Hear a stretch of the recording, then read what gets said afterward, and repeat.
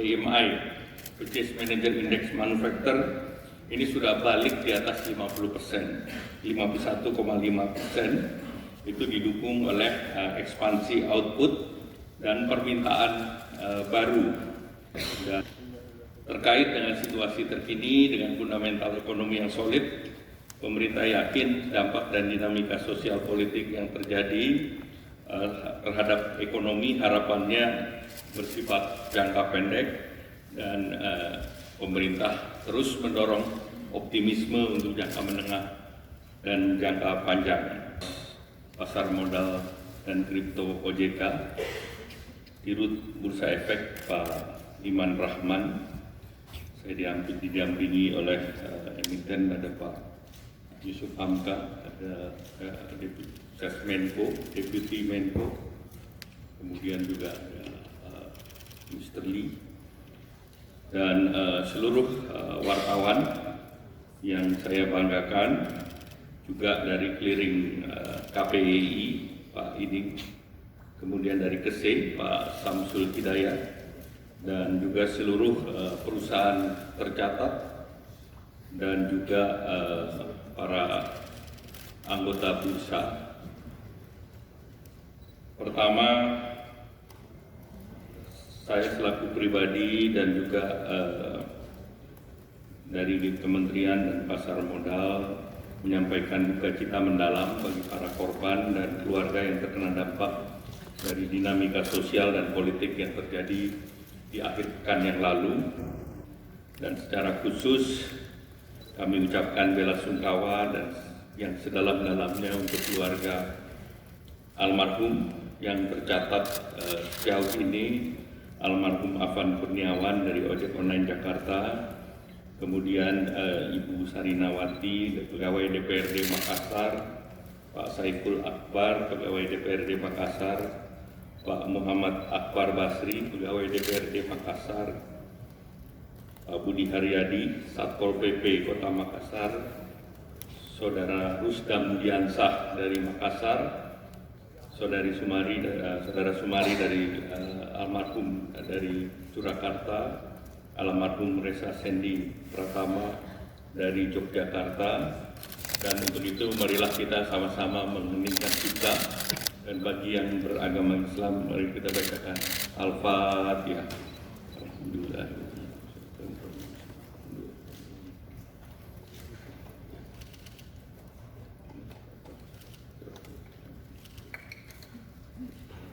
Amin.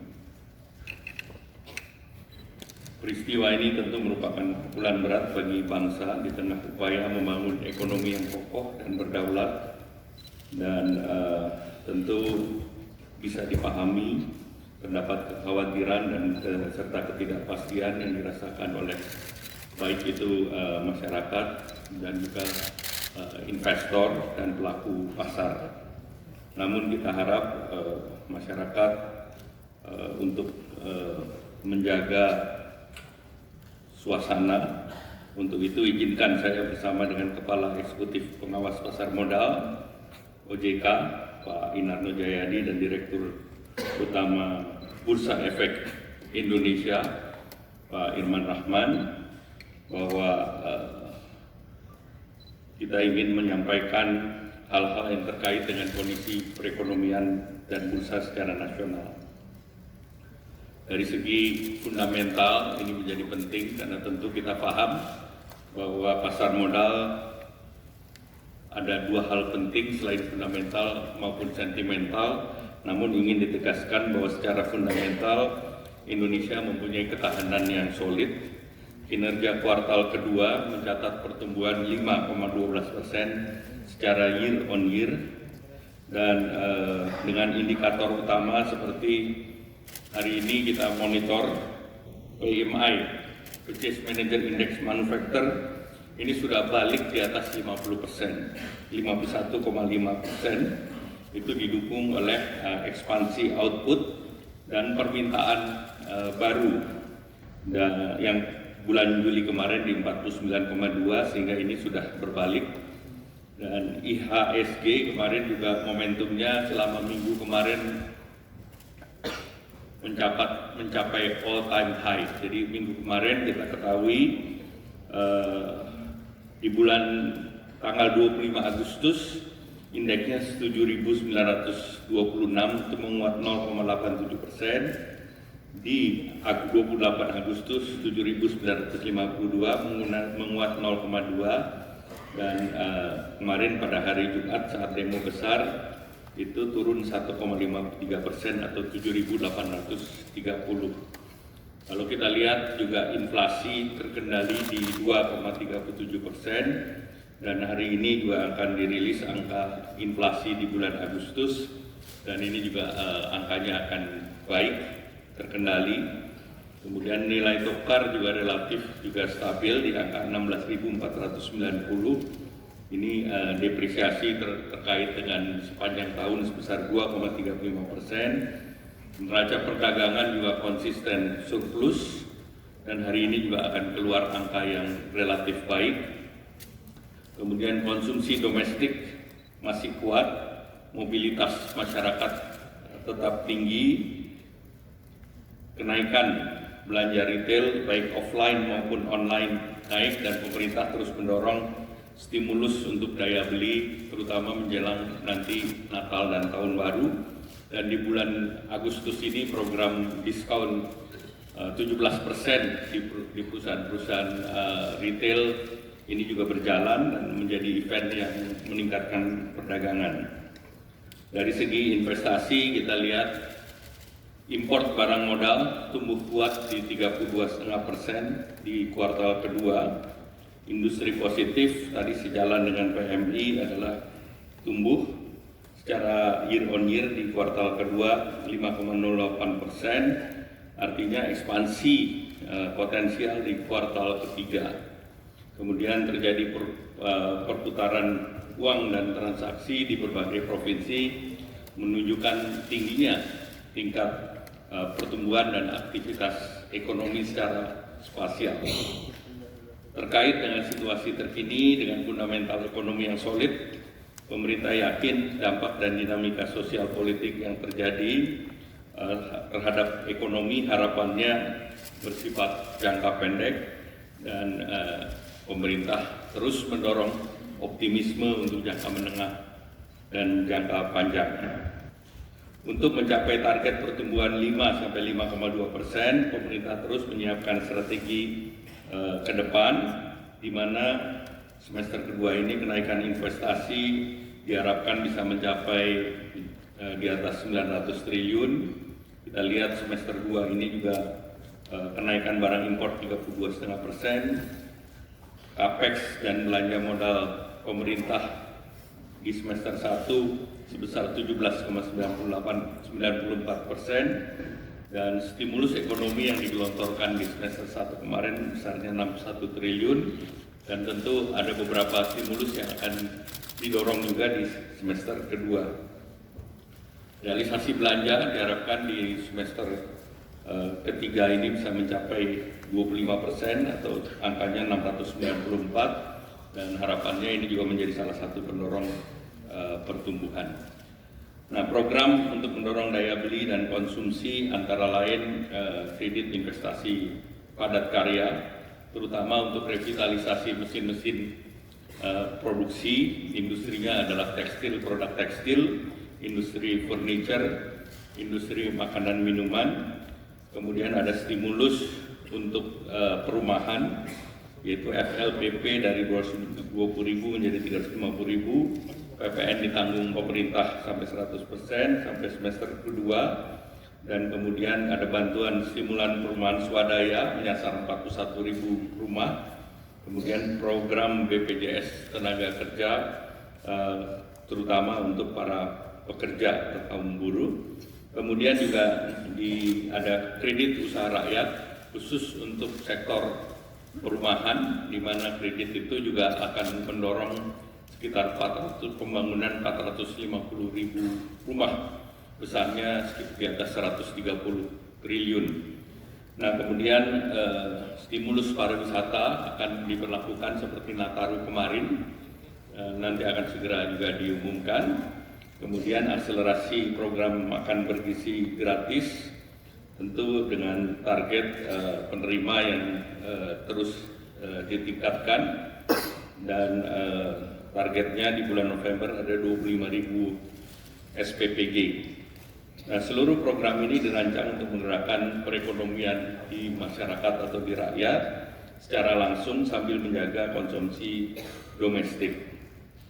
Terkait dengan ketenagakerjaan yang menjadi perhatian di pasar, Dewan Kesejahteraan Buruh dan juga Satgas Pencegahan PHK telah dibentuk, dan ini sudah disiapkan, dan tentunya berharap bahwa dengan telah terbentuknya Satgas, ini kesejahteraan para pekerja dan kesempatan kerja akan juga terus didorong dan dibuka selebar-lebarnya.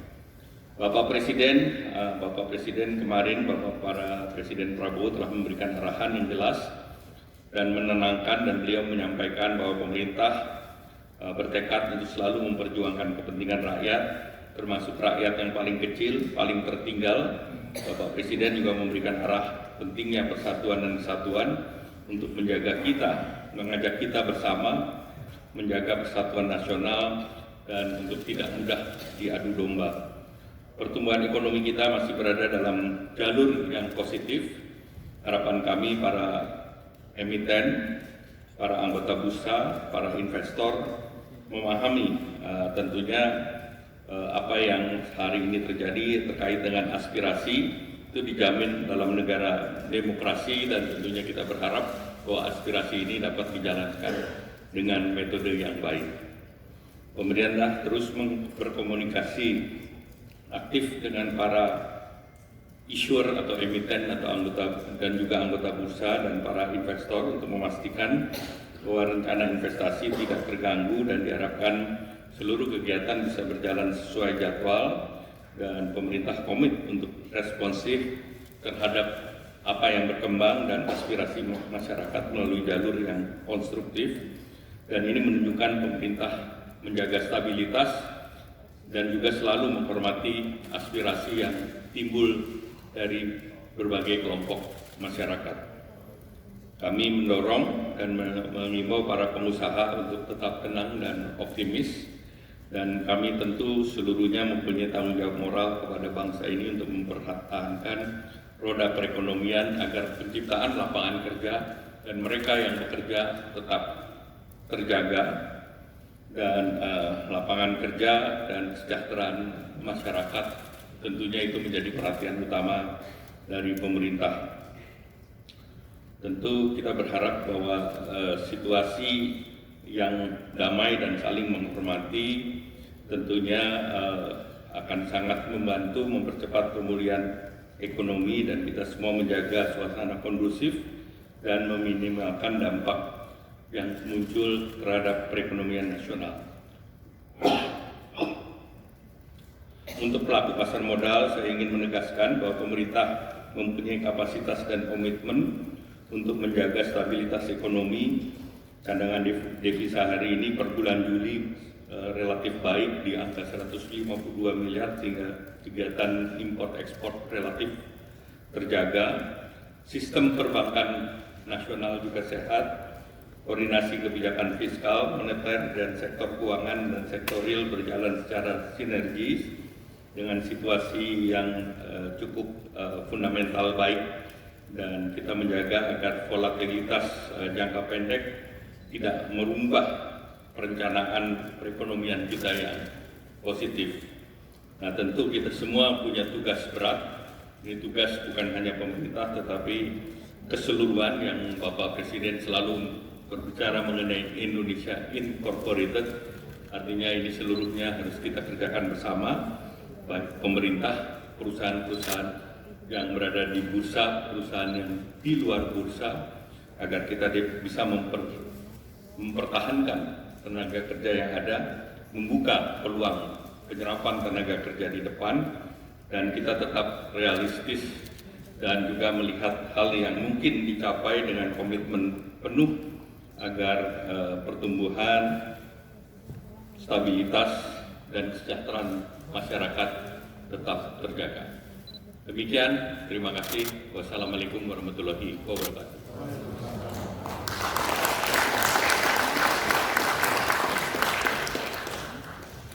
Baik, terima kasih dan terima kasih. Tidak ada tanya jawab. Dengan demikian telah selesai rangkaian acara pada hari ini. Terima kasih atas partisipasi Bapak, Ibu, serta rekan-rekan wartawan sekalian. Sudah jelas yang disampaikan Pak Presiden, yang disampaikan oleh Pak Menhan. Jadi itu hasil dari rapat kemarin, kabinet kemarin. Ya, terima kasih.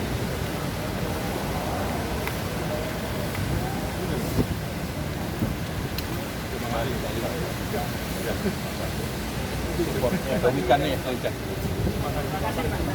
Ya, Pak ini.